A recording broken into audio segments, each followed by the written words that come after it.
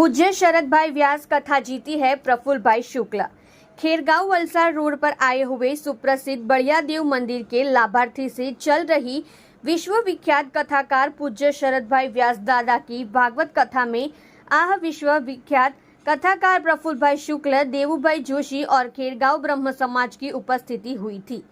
आयोजकों द्वारा सभी पूज्यपाद चरणों का स्वागत करने में आया था। आशीर्वचन देते हुए कथाकार प्रफुल्ल भाई शुक्ला ने कहा, हम सब कथाकारों कथा करते हैं जब पूज्य शरद दादा की कथा जीती है। कथा का संचालन गोपाल टंडेल द्वारा हुआ था और कालूभाई आहिर बिल्डर वलसाड द्वारा महाप्रसाद देने में आया था। इस अवसर पर अंकुर भाई शुक्ला, खेरगांव ब्रह्म समाज प्रमुख पंकज भाई जोशी, चंद्रेश भाई जानी, हितेश भाई दवे, किशन दवे और खेरगांव ब्रह्म समाज द्वारा पूज्य शरद दादा का अभिवादन करने में आया था।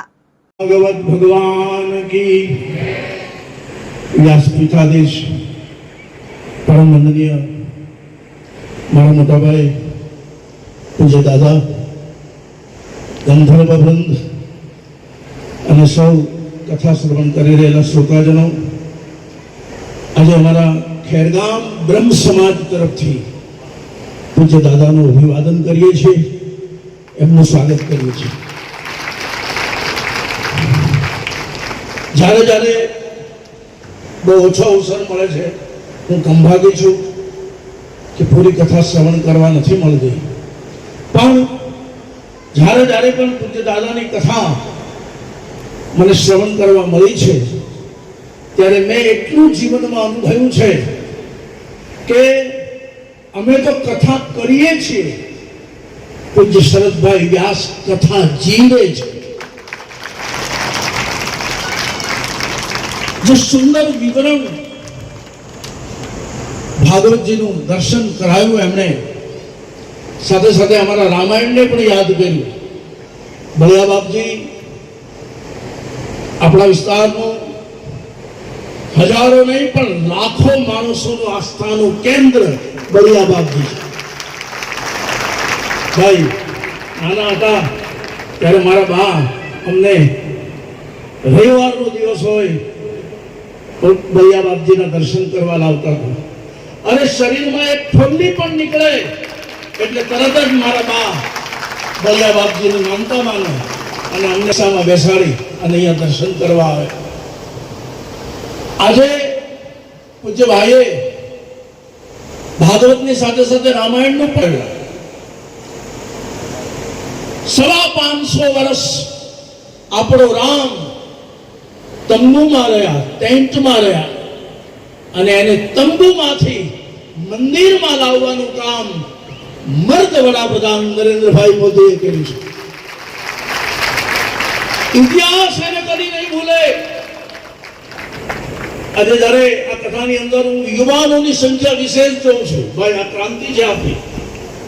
જ્યારે અમારી કથામાં મોટે ભાગે છાપરા ધોળા થઈ ગયેલા હોય, બેઠેલા હોય।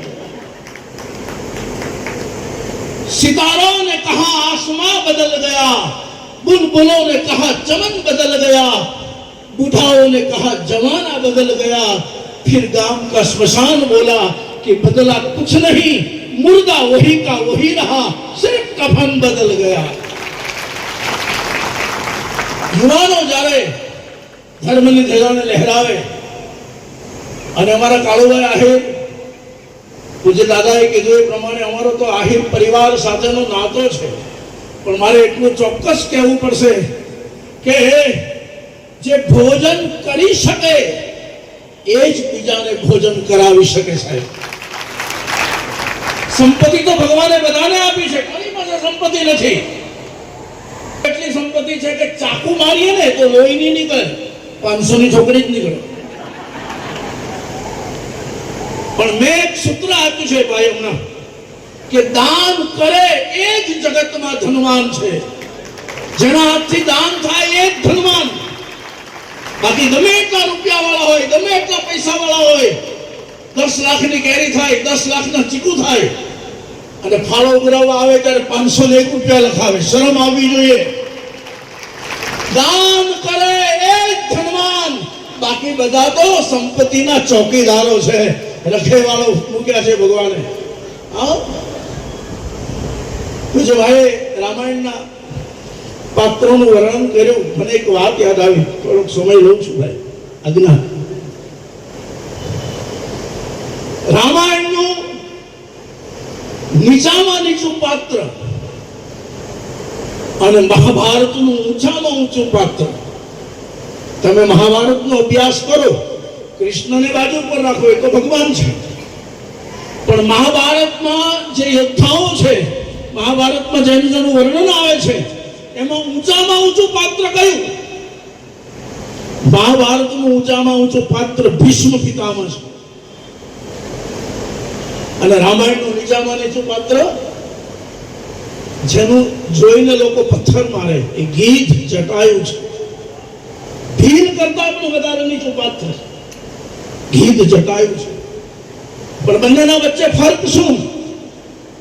કે જ્યારે દાયિત્વ નિભાવવાની વાત આવી, જ્યારે ફરજ નિભાવવાની વાત આવી, ત્યારે પેલું ઊંચામાં ઊંચું પાત્ર સફેદ દાઢી વાળો પણ આળું જોઈ ગયો, મૌન થઈ ગયો, બોલ્યો નહીં. વિશ્વ ઊંચામાં ઊંચું પાત્ર પણ મૌન થઈ ગયું જ્યારે મારું રામાયણનું નીચામાં નીચું પાત્ર જટાયુ ગીધ, એને ખબર છે રાવણ મારી નાખશે, રાવણ છોડશે નહીં, મૃત્યુ છે જ, પણ છતાં નીચામાં નીચું પાત્ર એને નક્કી કર્યું કે મારા શરીરમાં